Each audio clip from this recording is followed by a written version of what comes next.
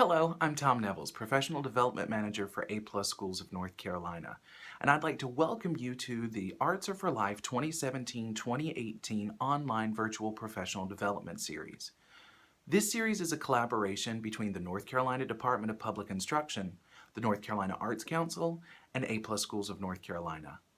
We're excited to journey with you as you grow professionally and build your knowledge around comprehensive arts education. Enjoy. Please know that you will need to pause this video during certain places to allow you to reflect individually or within your group. You will also want to take notes during this time, as this will help you answer the evaluation questions at the end of the module. After you complete the module and the evaluation, you will then want to copy and paste the link that is provided when you submit the evaluation to access and print your certificate of participation. Hi, I'm Sharon Hill, Director of Arts and Education for the North Carolina Arts Council. I want to thank you for joining us to learn more about the North Carolina Vision for Comprehensive Arts and Education. Please enjoy the series. Hello and welcome to Adding Colors to Your Palette, the fourth and final of 4 arts integration modules in this series. I'm Tom Nevels, Professional Development Manager for A+ Schools of North Carolina, and I'm happy to be your host for this module. In each of the 4 arts integration modules, we will consider arts integration in general, and then zoom in on one specific art form for some examples, thinking, and resources. In this module, we'll be looking at visual arts integration.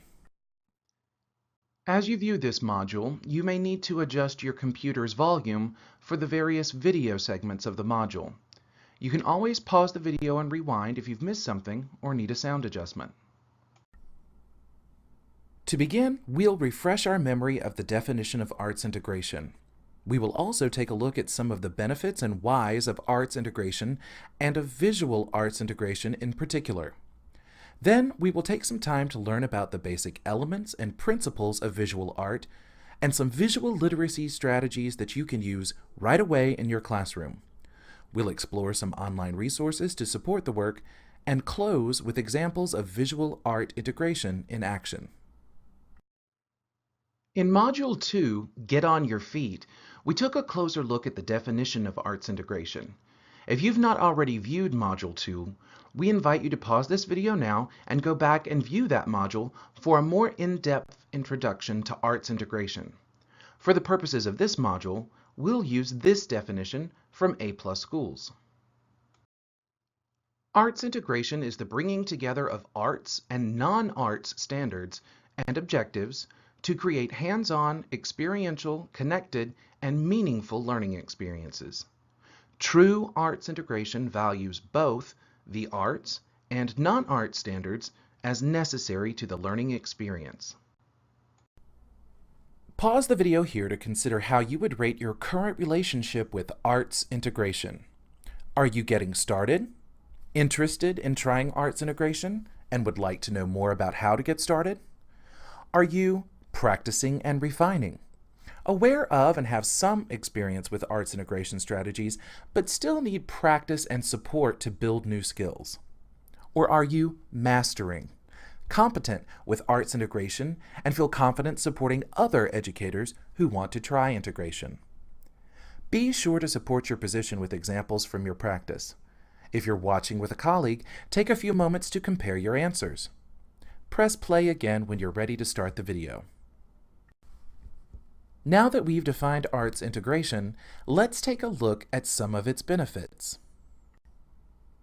A recent joint report by the Education Commission of the States and the Arts Education Partnership states, arts integration has a positive effect on student academic achievement and on personal outcomes and engagement. From closing the achievement gap for elementary math students to increasing reading scores across multiple age levels, to improving language acquisition among English language learners, a wide variety of opportunities and untapped potential exist among strategies for arts integration.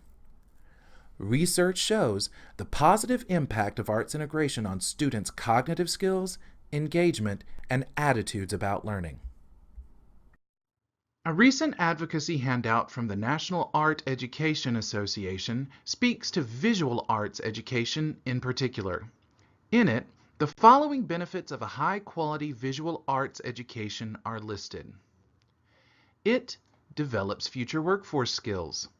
The visual arts teach essential skills in communication, collaboration, critical thinking, and problem solving, skills essential for success in school, work, and life. It supports learning in a visual and media age. In this age of visual media and online communication, everyone needs to understand visual literacy and effective communication through the use of visual images and content design, all taught through visual arts education. We'll come back to visual literacy later in this module. It reinforces social and emotional learning. The art classroom setting helps students develop self-awareness, self-management, social awareness, relationship skills, and responsible decision-making. It includes standards-based curriculum and assessment regarding impact and accountability. National, state, and local standards ensure comprehensive visual arts education that can be assessed. It builds cultural competency through arts learning. Study of the visual arts enables all learners to understand their world and the culture and history of others. It promotes creativity and innovation. The opportunity for students to build their capacity to be creative and innovative is inherent in the visual arts, which encourages multiple approaches to solving a problem. It develops cognitive flexibility for a future workforce. Visual art teaches the ability to transition thoughts between multiple concepts or perspectives, an essential skill in the workplace of the future. It nurtures essential early learning. Early childhood education visual literacy is a first language for communicating thoughts, developing motor skills, and communication skills, and helping children understand and make meaning of their lives within their families, schools, and communities. Finally, a high-quality visual arts education encourages meaningful parental involvement. The visual arts impact the school environment and provide positive experiences for engaging parents in the life of the school, their children's work, and participation in arts-based school events. Now that we know what arts integration is, and the benefits of visual arts integration in particular, let's take some time to build basic knowledge in visual arts by learning about the basic elements and principles of visual arts. The elements of visual art are the components or parts of a work of art that can be isolated and defined. They are the building blocks used to create a work of art. The elements of art include line, the path of a moving point through space. Lines can be vertical, horizontal, diagonal, curved, zigzag, thick, thin, long, or short. Color is a sensation aroused in the brain by a response to different wavelengths of light. The properties of color include hue, which is the name of the color, value, which is the lightness or darkness of color, expressed as a tint or a shade, and intensity, the brightness or dullness of a color. Colors can be grouped together into different color schemes and can also communicate emotions and symbolism. Value is the lightness or darkness of grays and colors. Space, the emptiness or area between, around, above, below, or within objects. This includes both positive and negative space. The use of foreground, objects that seem closer to the viewer, middle ground, and background, objects that seem farther away from the viewer, creates perspective. Shape and form. Shape, 2 dimensions, height and width, and form, 3 dimensions, height, width, and depth. Texture, the surface quality of an object, its look and feel. The principles of visual arts are the ways in which an artist can organize the elements within a particular work of art. They are the methods used to put the building blocks we just reviewed together. Variety and contrast. The differences in a composition in regard to the line, color, shape, form, value, space, and texture. The use of variety adds excitement and interest to work. Emphasis and focus. What stands out in the composition in regard to line, color, shape, form, value, space, and texture? Balance and proportion. Balance is the similarities in the composition in regard to its elements, whereas proportion is seeing one part of the composition in relationship to another. Unity, the way the parts of the composition relate to each other to create a oneness. And finally, movement and rhythm, the suggestion or illusion of motion in a composition. Now that you've had a chance to learn a little more about the elements and principles of visual art, let's go on a scavenger hunt. As you view the following video, make notes as to which of the elements and principles of art you notice at work.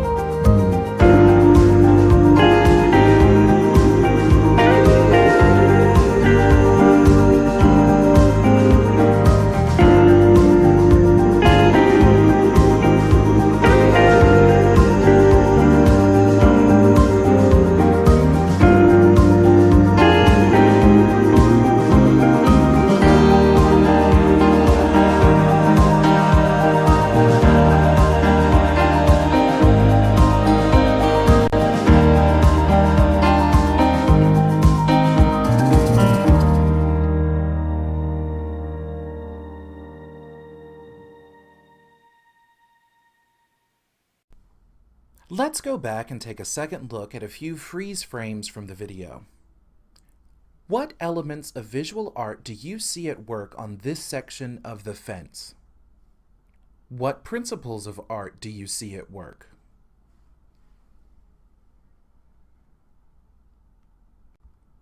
How about now? What elements of visual art do you see at work on this section of the fence? What principles of art do you see at work?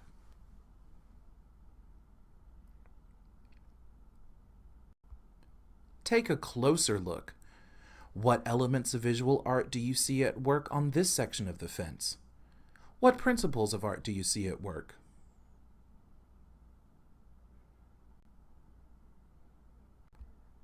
How about now?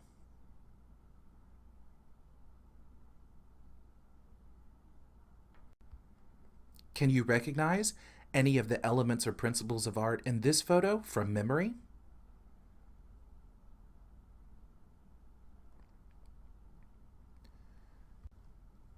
Consider this master work, Broadway Boogie Woogie by P.A. Mondrian. Does your knowledge of the elements and principles of art change the way you consider this artwork? What elements or principles do you think the artist was focusing on in this work? Does the title of the work give you any ideas?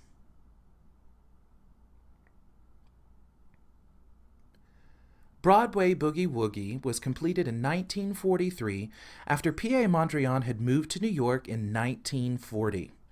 This painting is inspired by clear real-world examples, the city grid of Manhattan and the Broadway Boogie Woogie, a type of music that Mondrian loved. Once you've had some practice identifying elements and principles of art, you can see them everywhere. Shape, line, color, texture, and variety.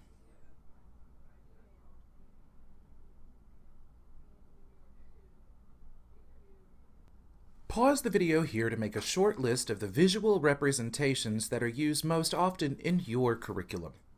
Illustrations, charts, graphs, flags, advertisements, instructional posters, even the covers of texts all have visuals designed using the elements and principles of art. Look for examples of color, used as a symbol or to communicate feelings. Ways in which emphasis is used to draw your attention. In preparation for the next section of the module, also ask yourself, what is the artist's message or purpose?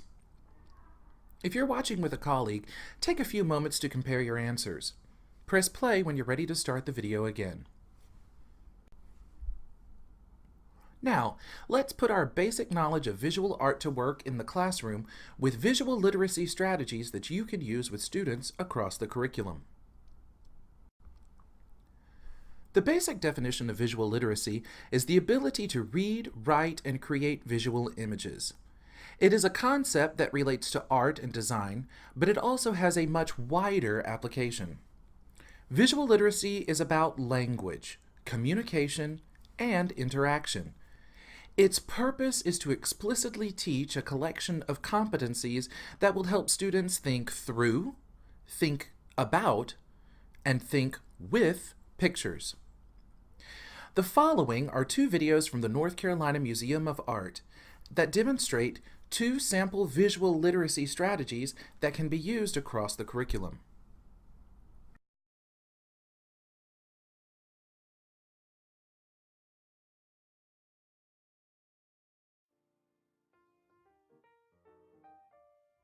Nouns and adjectives is an object-based discussion strategy we use at the North Carolina Museum of Art. This strategy encourages students to consider how artists communicate information through a visual medium by observing and identifying what they see, sharing interpretations and connections, and using those findings to create new ideas and new work. Watch NCMA Museum educator Camille Toole facilitate a discussion using this strategy. Everybody gets a piece of paper and a pencil to sit with. What I want you to do is to write as much as you can and as quickly as you can, as many words. It has to be a person, place, or thing kind of word. Okay, a noun. And go.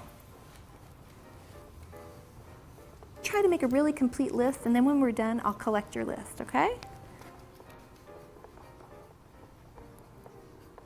Nouns and adjectives helps connect standards in ELA and the visual arts, and is particularly helpful for ESL and ELL learners, helping students strengthen their written and oral communication skills. I'm going to repeat everything that you give me, so just call them out, and I'll write them down. Anyone can start. Trees. What else? Water. Rocks. Deer. Grass. Mist. Sky. Okay, I'm going to read the list back to you, and I want you to look at your list as I read and see if I left anything off that you recorded, okay? trees, water, rocks, deer, fawn, waterfall, cliff, doe, woods, Virginia, evergreens, forest, Yellowstone, river, grass, mist, sky, nature, twigs, plants, mountain, dead trees, and clouds.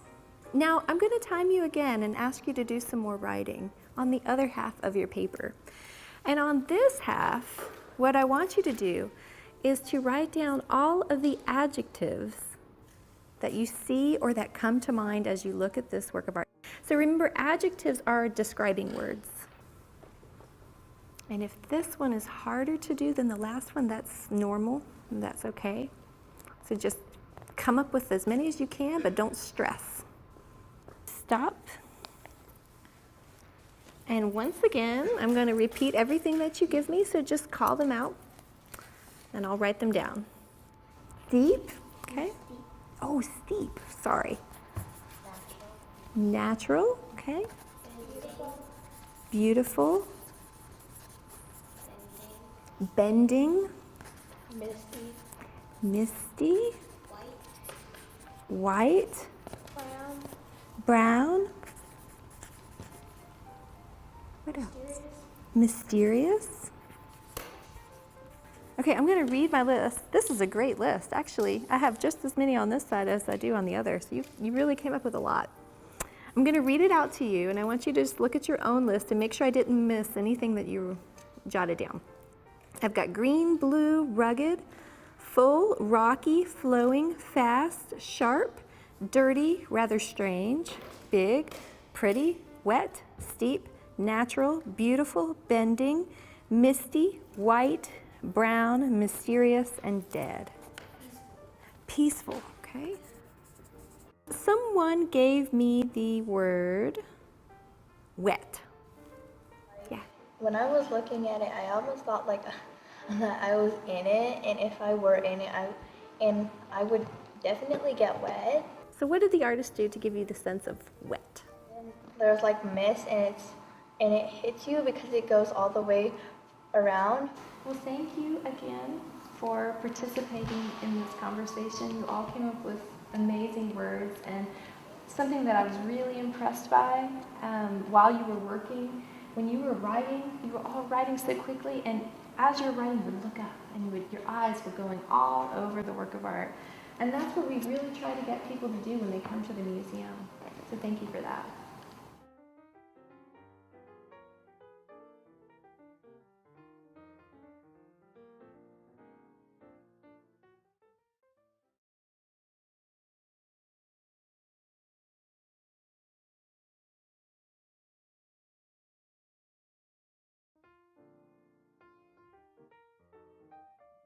I See, I Wonder is an inquiry-based discussion strategy used at the North Carolina Museum of Art to encourage learners to construct meaning from their own questions and seek answers based on what they see. Watch North Carolina Museum of Art educator Camille Toole guide a conversation using the I Wonder strategy. I would like for us to turn our attention to this work of art and just look at it again, just for one quiet minute. And don't say anything yet about the work of art. Just take a quiet look. My first question is, what do you see? I see a mosaic. Brooke sees a mosaic. Izzy? I see different types of quilt squares. Izzy sees different types of quilt squares. Andrew? I see different squares and rectangles all put together. Okay, so Andrew sees different squares and rectangles all put together. Okay, so you're seeing lots, you're using your eyes. Keep looking, keep thinking about the work of art. And I have a second question for you, and I'm actually going to start down here with Lev. And the question is, what does this work of art make you wonder? What was their inspiration? What was the artist's inspiration in creating this piece? How about you? What does the work make you wonder? Why did the artist make this work of art? Okay, so why? Why do artists make works of art anyway, but why specifically did this artist make this work of art? The strength of this strategy is that teachers benefit from hearing students' questions about the work of art and their own areas of interest. Students work together to seek answers to their questions, and the strategy can provide students with opportunities for inquiry and research-based responses. Thank you for taking the time to look at this work with me today. Is there anything else as we sit with the piece? Any new things that you're wondering about as we talk? Yeah. The squares, are they bottle caps or are they just like music pieces?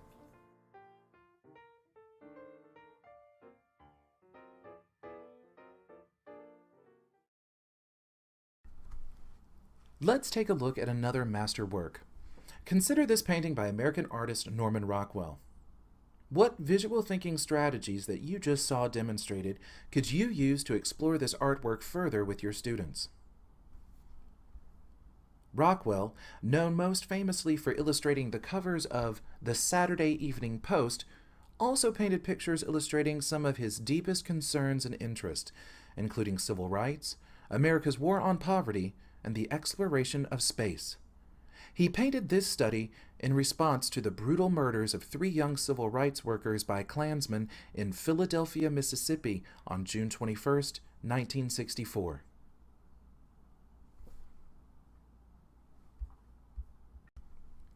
For more training and tips on using visual thinking strategies in your classroom, visit NCMA Learn at learn.ncartmuseum.org. In a moment, you will pause the video and open a new browser window. Your instructions are to visit one or more of the additional websites listed in the resources for this module, linked below. Take as much time as you like to investigate each for visual images and lesson plans that you might use to support your curriculum.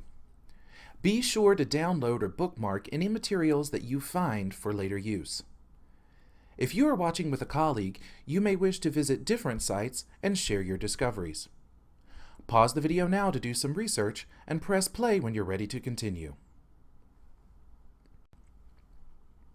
Now that you've learned the basics with the elements and principles of visual art and had a chance to practice spotting them in the wild and in artworks, how do you begin integrating this knowledge into your lessons?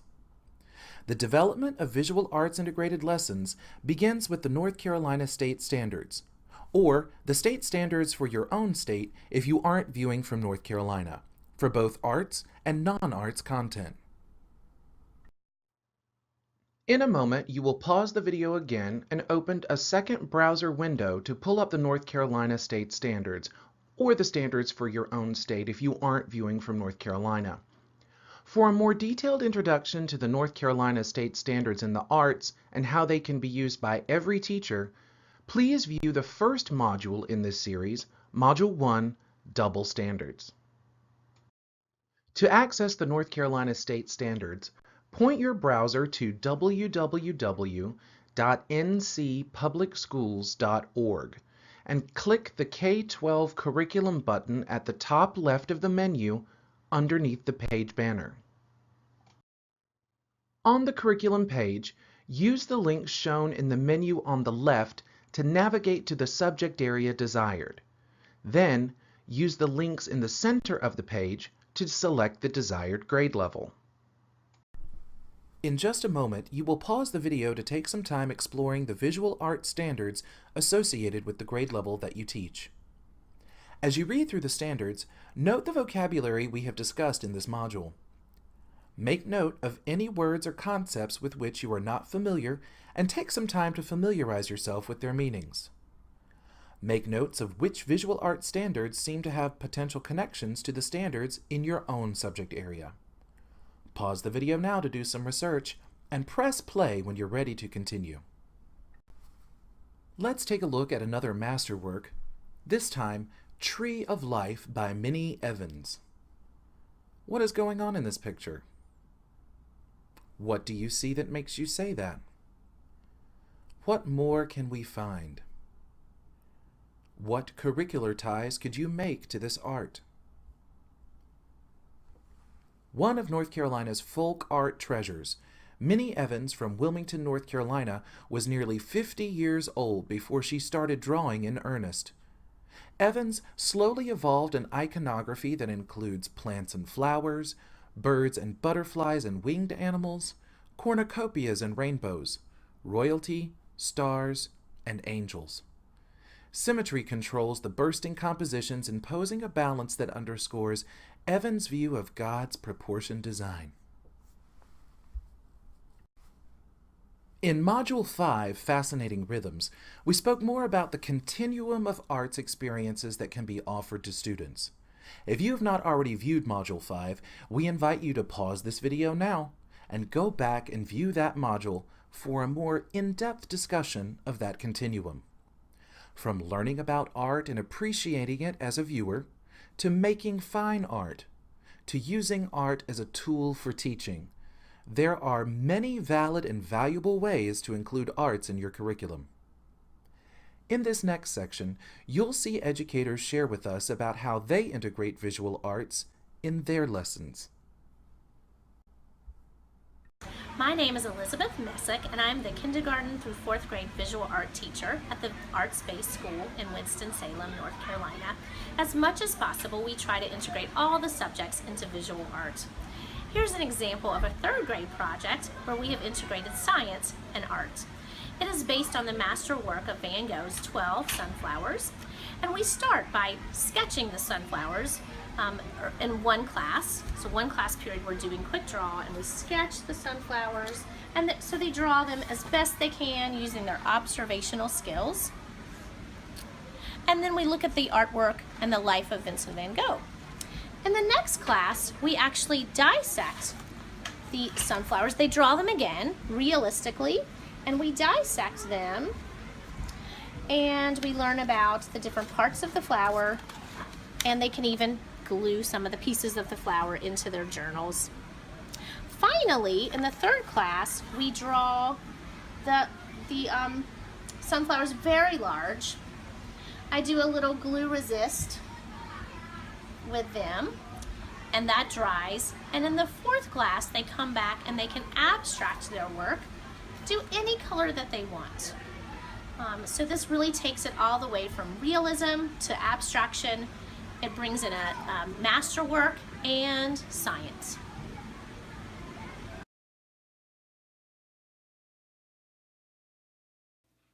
I personally love Impressionism. My inspiration was Monet's wheat stacks. I first displayed wheat stacks. Then we created a circle map. I wanted them to create a cinquain, which is a 5-line poem. We created a tree map of cinquain terms. I have one example of a cinquain by Marlene. She wrote wheat stacks, lonely, abandoned, standing, showing, glowing, a cold, crisp morning, bundles. They came up with a lot of really neat observations. They thought it might look like a teepee. Others thought it looked like a cupcake or a muffin. And I asked them, well, how does it make you feel? So you'll see feeling words like it feels cold. Then we took all those terms and we created our tree map to get them ready to write their cinquain poem. I wanted to make sure they understood certain key vocabulary terms that would apply to this type of art, like balance, content, line, space, mood, hue, and texture. The students created their own paintings using cotton swabs and tempera paint. This is a whale by Melissa. Whale, colorful, bright, jumping, dipping, staring, alone in the middle of the ocean, mammal. Horizon by Trinity. Horizon, lonely, colorful, shining, glowing, shadowing, alone in beauty, orange. Flower tree. Flower tree, colorful, happy, standing, glowing, sparkling, the flower on a cloudy day, plant. She had a little bit of Van Gogh in her too. You can see the swirls. Little Israel. He wrote beach, huge blue, sailing, exciting, flowing, beautiful, flowing waters, island. This was just such a great experience for me. We decided to collaborate because this is one way we can enhance what we've gained from here. This is the painting that we decided, which is Man with the Hoe. Our questions were strategically going to lead them to the empathy and the cultural awareness and the social awareness with this artist. What amazed us was that our kids just responded. Truly, I saw something in them that all this time I had missed. We're teaching so systematically. It almost made me ashamed of myself. That's pretty much going back to this whole program of art. We were pleasantly surprised, both of us. We were both excited. We'd get on the phone and we'd say, oh yes, my students said this. And so it was now this energy coming back and forth, just enlivening in our classroom. Here is one of the poetries that came out from my class. I'm a hardworking farmer. I'm not delighted by the harsh rays of the sun. I am tan, like the soil. I'm harvesting, but I'm not rewarded by my work. I'm sweating, but I'm not giving up. My student, Yasmin, who is an ELL learner, I am tired, dirty, and thirsty.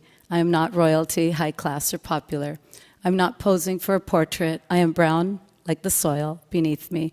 I am like a machine, endlessly working, but I am not a workhorse. I am not clean, fancy, or king. I'm not rich. I'm just a hard worker.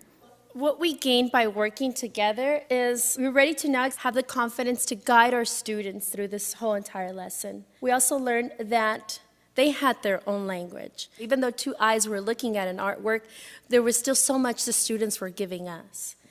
So I definitely developed a higher confidence. It was almost a surprise what we gained. It almost worked from the inside out. I saw that happening somehow to my children. There was this genuine language and excitement that they had already possessed. What came out of our students were unique and authentic poetries. All of a sudden, we were a community, and we were in a community even though we were two different classrooms. So this was a reminder to us that art was this poetic language and that everybody was included. Everybody in the classroom was included, including myself.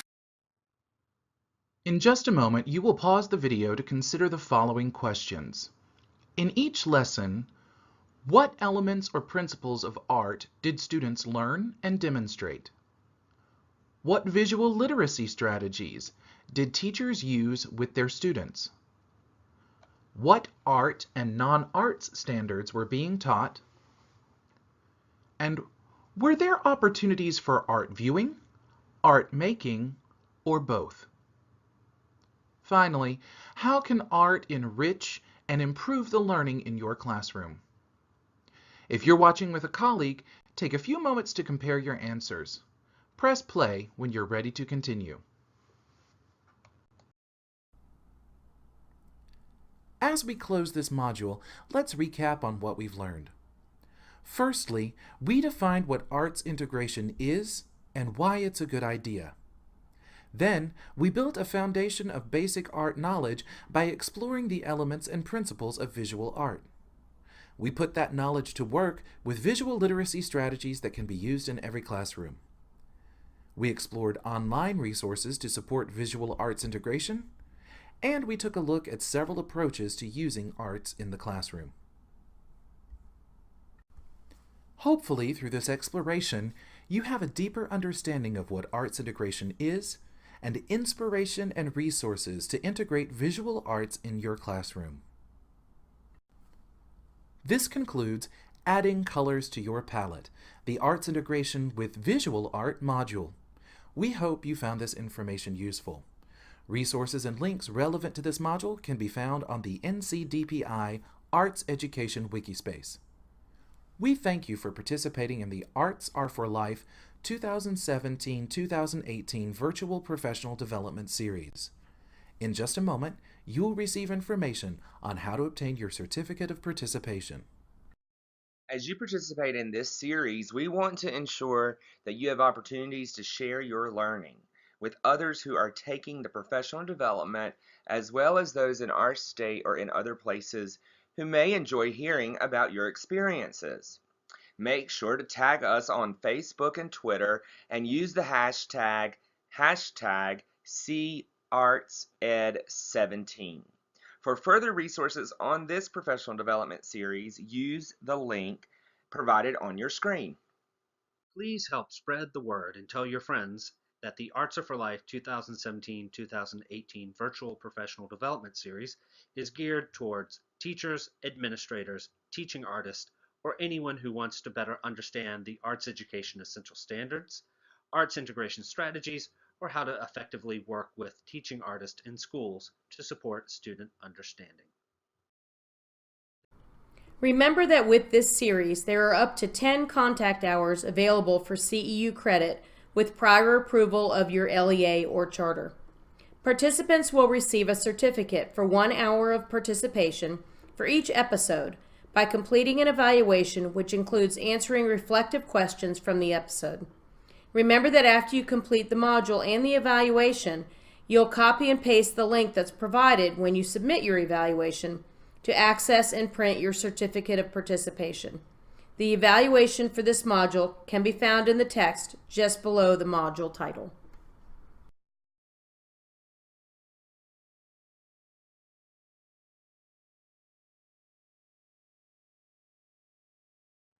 We thank you again for participating.